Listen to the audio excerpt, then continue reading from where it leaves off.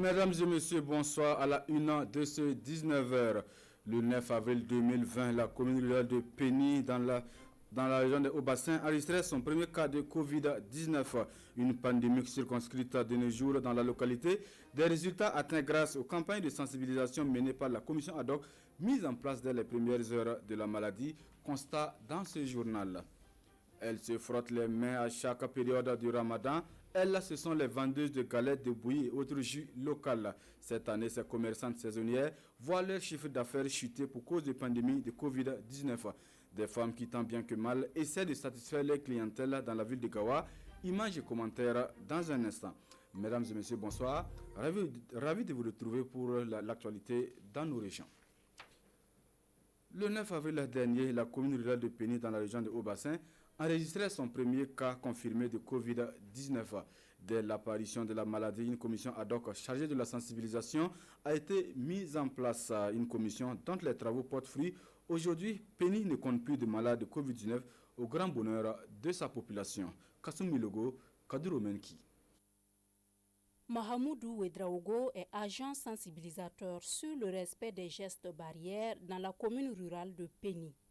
Une fonction qu'il exerce dès les premières heures de l'annonce du premier cas de Covid-19 dans le village le 9 avril 2020. La stratégie, c'est de porte en porte. Dans certains ménages, on retrouve toujours un peu la réticence. Il y a d'autres même, jusque-là, l'ignorance. Jusque-là, d'autres ne croient pas à la maladie. N'empêche que les travaux de sensibilisation ont porté leurs fruits sur le terrain. Difficile de parcourir le village sans rencontrer ça et là des affiches de sensibilisation sur le Covid-19 et des dispositifs de lavage de mains. Quand on a pris la nouvelle qu'il y a un cas à Pény, vraiment, on a eu vraiment peur qu'on ne veut même pas s'approcher à lui. Voilà. Donc, maintenant, ça va. Comme on a eu les sensibilisations là, Dieu merci, on peut sensibiliser les autres. La nouvelle a occasionné beaucoup de changements. Par exemple, nous ne prions plus à la mosquée. Et puis, on dit que ça tue rapidement ceux qui ont 60 ans et plus. Or, nous sommes dans cette fourchette d'âge, donc nous vivons avec la peur au ventre. La présence du Covid-19 à Pény fait désormais partie du passé. Une propagation bien circonscrite avec comme note d'espoir 0 nouvelle contamination dans la zone. Une réussite à mettre également à l'actif des décisions prises urgemment au niveau local. Donc, dès qu'on a enregistré le premier cas, on a donc commencé à sensibiliser. Je crois que le maire a eu à prendre un arrêté pour fermer les marchés. Et on a aussi donné de l'information par le biais d'un prière public pour interdire tout regroupement, notamment pour les baptêmes et les mariages. Comme nous avons 5 CSPS, nous avons effectivement donné, en tout cas la mairie elle-même a donné des dispositifs dans chaque CSPS. Voilà, les lamins, les savons, dans les 5 CSPS de la commune. Le doute sur la réalité du Covid-19 plane ici sur le village.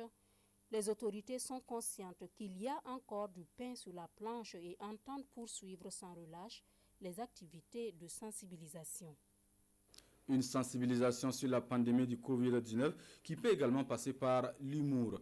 Et c'est le canal qu'a choisi la coordination régionale de riposte contre le Covid-19 dans les Hauts-Bassins pour transmettre son message à travers des prestations humoristiques avec une équipe ambulante. La coordination entend ainsi accentuer la sensibilisation de proximité. Cible privilégiée de cette campagne, les marchés, les maquis et les boutiques de rue. Drissa Traoré, Ouidjaroukia Sanou.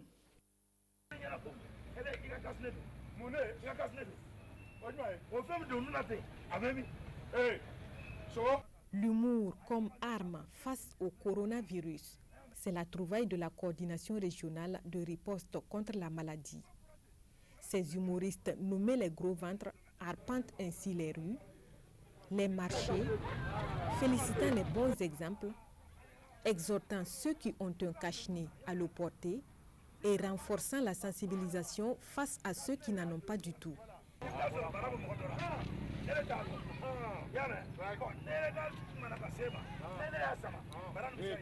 C'est une activité de sensibilisation terrain parmi tant d'autres que nous déployons en ce moment sur le terrain. Et la particularité de celle-ci, c'est qu'elle permet de mettre les populations devant une situation concrète. Et à partir de cette situation concrète, on bâtit les messages de sensibilisation. On voit l'interaction entre les humoristes et la population qui réagit, qui apprécie, qui pose même des questions. Après le passage des humoristes, Ernest Zungrana se résout à porter son cache-nez qui était auparavant caché dans sa poche. Avec le cache-nez, j'ai du mal à me faire entendre par les clients. Mais au regard de ce qu'ils m'ont dit, je ne vais plus l'enlever. Tout comme ce boucher, les populations ne semblent pas indifférentes au message des humoristes. Ils m'ont fait comprendre que la maladie est réelle et qu'il faut bien se protéger.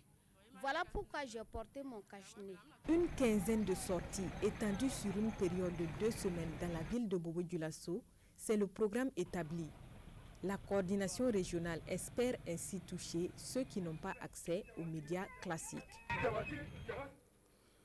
Les maîtres coraniques et les enfants talibés, eux aussi, ont un rôle à jouer dans l'éradication du Covid-19 au Burkina. Une sensibilisation sur les mesures barrières édictées par les autorités sanitaires est organisée à leur intention à Dédougou. L'initiative est de l'association ICRA qui œuvre pour la promotion d'une éducation de qualité au sein des foyers coraniques. On en sait davantage avec Yves Ramba et Aïcha Dianda. Les acteurs des foyers coraniques à l'école de la prévention du Covid-19. Yacouba Diallo, enfant talibé, lit en fulfundé avec les caractères arabes les mesures barrières contre le Covid-19.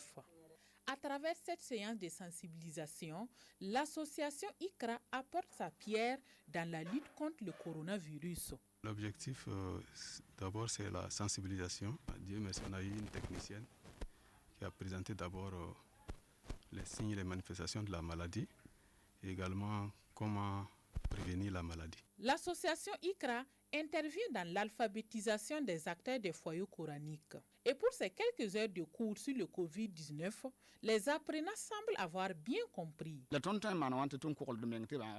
Nous avons reçu des masques et on nous a montré comment laver les mains pour éviter le coronavirus. Ces activités de sensibilisation de l'association ICRA se tiennent également à Waïguia, Kaya et Fada. Ici à Dédougou, chaque foyer coranique repart avec un kit composé entre autres de savons, de masques et d'affiches pour la sensibilisation. Dédougou Cap présent dans la région du Sud-Ouest. Comme vous le savez, le transport en commun a repris du service depuis le 5 mai dernier. Une reprise conditionnée par le respect des mesures de protection contre le Covid-19 à Gawa. Si ces gestes barrières sont suivis à la grande gare de la ville avant tout embarquement, chez d'autres transporteurs, par contre, ces mesures sont tout simplement foulées aux pieds. C'est le constat qui nous dresse ici Issa Kazabré et Lambert Soma. Avant le départ des premiers cars de la journée, la grande gare de Gawa grouille de monde. Les responsables des sociétés qui exploitent cette infrastructure veillent au grain. Port de cache-nez, lavage des mains, utilisation de gel sont des gestes obligatoires. Ceux qui tentent de se soustraire aux mesures sont rappelés à l'ordre.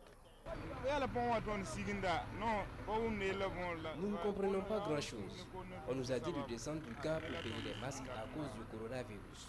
Comme nous tenions à voyager, on le fait sans discuter. Si l'eau et le gel sont apportés par les sociétés de transport, les cache-nez s'achètent sur place avec des revendeurs. Les gens acceptent. Parce que c'est forcé, il faut que tu portes cache-nez avant de rentrer dans les cars. Bon, sincèrement, il ne parle même pas. S'il vient, il accepte seulement. Comme c'est forcément là qu'il fait là, il ne parle même pas. S'il vient, il accepte seulement. Les transporteurs disent se conformer aux règles en vigueur. Sur le cas, on a un nombre de 65, on fait moins 10, on prend 55. C'est ça, donc on suit les conditions de l'État du gouvernement. Mais dans l'enceinte de cette grande gare, aucun thermoflash n'est disponible. Non, on n'a pas ça. Non, on n'a pas ça. Peut-être que ça est en route. Je ne sais pas, on n'a pas eu ça d'abord. Vraiment, moi-même, je souhaiterais que si ces appareils paraissent dans les gares, dans les différentes gares là, pour prendre la température, j'espère que c'est mieux. Dans la chaîne des transports, il y a ce qu'on pourrait qualifier de petits transporteurs. Ils disent aussi avoir besoin de l'accompagnement des autorités dans la lutte contre le Covid-19. Le commerce de galettes, de jus de bissap, de gingembre ou de bouillie, voilà une activité florissante qui occupe de nombreuses femmes pendant la période de Ramadan. Des vendeuses qui d'habitude se frottent les mains, mais cette année, elles voient ainsi leur chiffre d'affaires baisser à cause de la crise sanitaire due à la pandémie du coronavirus. Le constat dans la ville de Gawa avec Kassim Tony, Oumarou Sagnon et bienvenue Tansa. Cette année encore, Ramata Bamba renoue avec une vieille habitude, la vente de jus locaux faits à base de petits milles ou de gingembre. À chaque période du Ramadan, c'est ici dans cette rue du secteur 3 de Gawa qu'elle s'installe pour son commerce. Pour la rupture du jeûne musulman, ce produit est prisé, mais cette année, il faut composer avec le nouveau coronavirus. Le chiffre d'affaires fortement en baisse par rapport à celui des années antérieures. L'année dernière, j'ai eu beaucoup de clients, mais cette année, à cause de la maladie, ma clientèle a baissé. Ici, au secteur 2, le moment est peut-être venu pour Latifa Sako de retrouver le sourire. Avec la réouverture des mosquées, cette vendeuse de galettes a espoir que ses ventes vont augmenter. Tout ce que je veux, c'est que tout le monde soit en bonne santé. Comme ça, beaucoup pourront jeûner. Ensuite, ils viendront payer mes galettes. Mais pour cette vendeuse ambulante de jus locaux, le contexte du Covid-19 ne constitue pas une entrave au marché. Il y a du gingembre, il y a du bissap, il y a du zomkomu. Souvent aussi, je fais du théro. Souvent, c'est au chata aussi. Je ne me plains pas. Franchement, par la grâce de Dieu, tout va bien. Voilà, comme c'est le mois de carême. Et puis, bon, c'est tombé aussi sur tant de chaleur.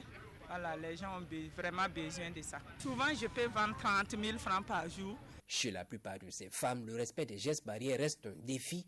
Même si aucun cas de coronavirus n'est signalé dans cette ville, c'est la peur au ventre qu'elles disent prendre d'assaut les rues de Gawa pour s'offrir un gagne-pain. On s'arrête là pour cette édition du 19h sur la télévision du Burkina. Merci de nous avoir suivis. Bonne suite de programme.